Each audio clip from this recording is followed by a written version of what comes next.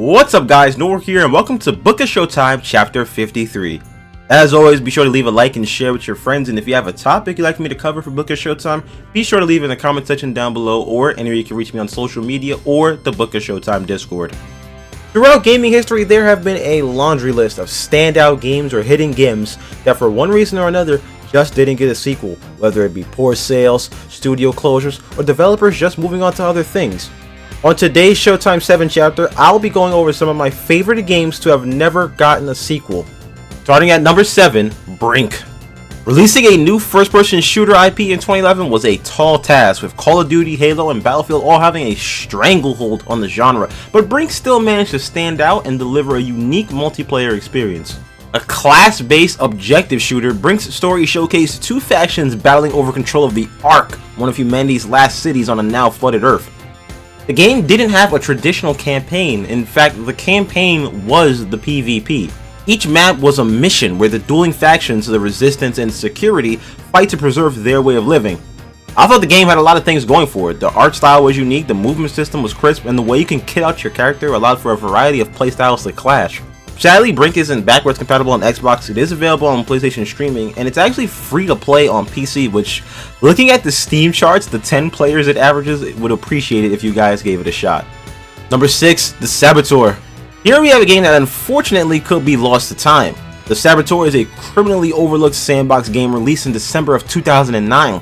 Developed by the now defunct Pandemic Studios, The Saboteur felt like the middle ground between Assassin's Creed and Grand Theft Auto.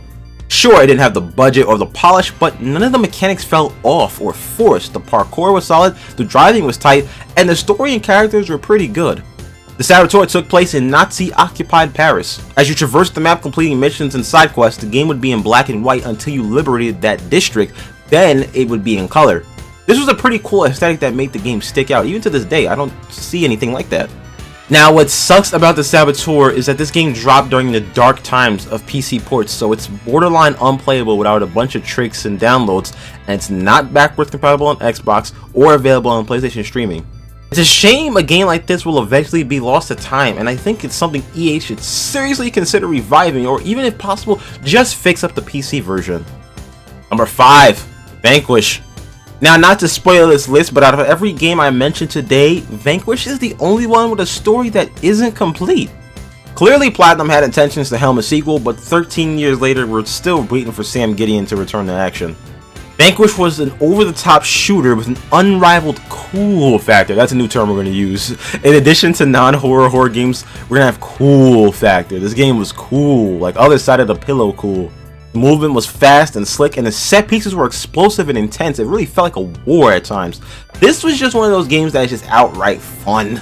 No one does fun action games like Platinum, and Vanquish, it had everything you needed to be a fun action game. Tons of weapons, awesome protagonists, stellar soundtrack, and it's a shame Platinum games don't get more love. We can use another Vanquish, we can even use another Metal Gear Rising, much as I kind of don't like that game, and we need Bayonetta off the Switch. We just need it not on the Switch. We need everything off the Switch.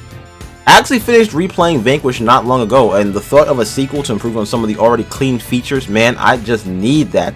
I know a big criticism of Vanquish was its length, but that's why I liked it. It got in, it hit hard, and it got out.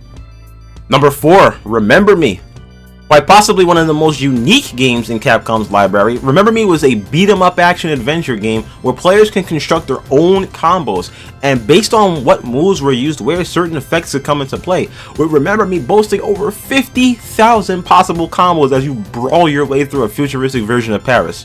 I really dug Remember Me, and it's a shame it's such a standout experience because 1, it hasn't gotten a sequel, obviously it's on this list, 2, it hasn't even gotten a remaster, and 3, it isn't backwards compatible.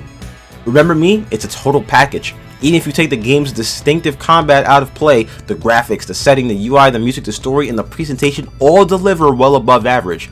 This game is actually available on Steam, so if you haven't played it, go snag it ASAP. Go do it right now. Number 3, L.A. Noire. One of my favorite Rockstar games, L.A. Noire saw you step into the shoes on the other side of the law for once, as you control Detective and former Marine Cole Phelps, solving cases across the many desks of the LAPD. The game boasted a unique interrogation system where you had to focus on a suspect's facial cues to tip you off on if they're telling the truth or not. In fact, we've yet to see anything like this in the game since.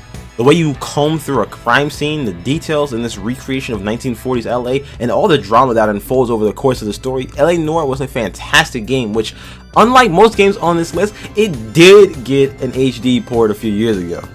We should be happy we got this game, as the development was a mess. It's very well documented how much nonsense went down behind the scenes, which is probably why we don't have a sequel.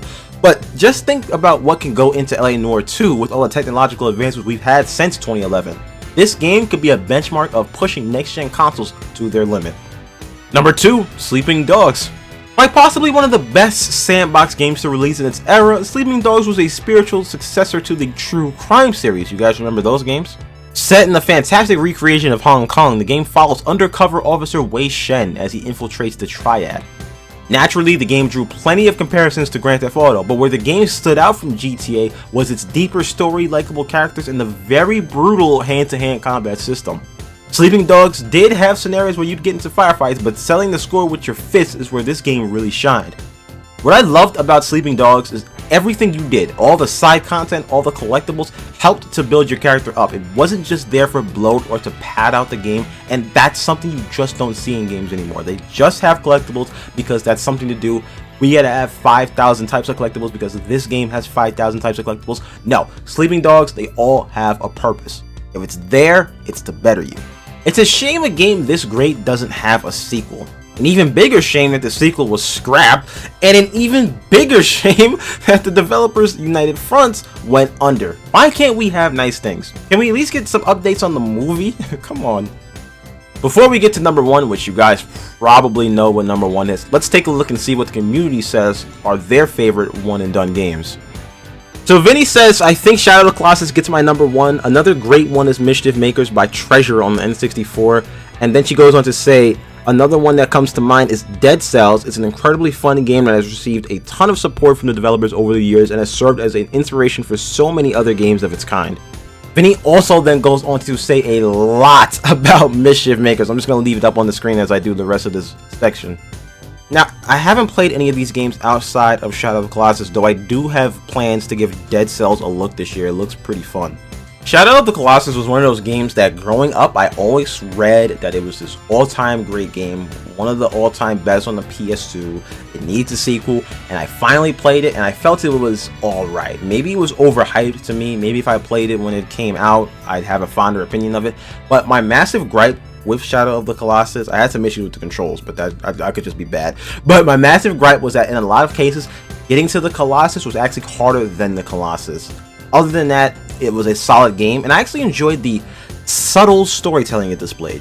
This wasn't a game that had a lot of dialogue, a lot of big cutscenes. It just kind of told it with facial expressions and just kind of paying attention, so that's something that's really cool.